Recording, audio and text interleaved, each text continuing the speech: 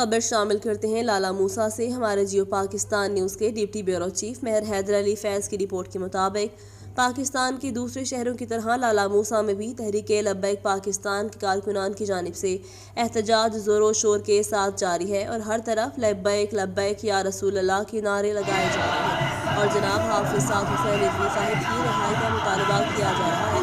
हुकूमत के खिलाफ नारेबाजी करते हुए फ्रांस के सफीर फौरी निकालने का मुतालबा भी किया जा रहा है। तहरीक लब्बैक कारकुनान कहते हैं कि जब तक हुकूमत पाकिस्तान फ्रांस के सफीर को मुल्क से निकालेगी नहीं तब तक हम एहतजाज जारी रखेंगे।